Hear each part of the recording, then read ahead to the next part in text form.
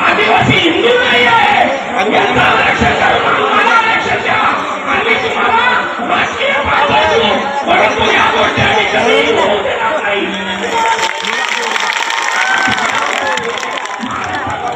भरपूर ठिकाणी चालू आहे, कोणी मजबूत आमदार होतो, आमचा बंजारा समाजाला पाठिंबा, धनगर समाजाला पाठिंबा। अरे तुम्हाला या आदिवासीच्या मतावर तुम्ही आज आमदार झाले, तुम्ही खासदार झाले।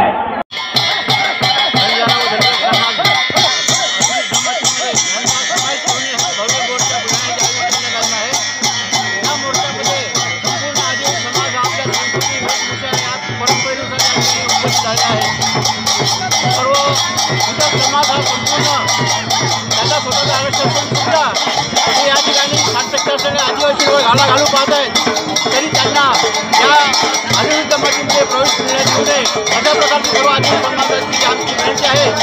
आणि जर असं झालं तर निश्चितच आदिवासी समाज आज हा बुलढाण्यात एवढ्या प्रकारचं मोठं आंदोलन उभं आहे, परंतु या महाराष्ट्रामध्ये मोठं आंदोलन आम्ही उभं केल्याशिवाय राहणार नाही एवढं मात्र नक्की। जय भीम।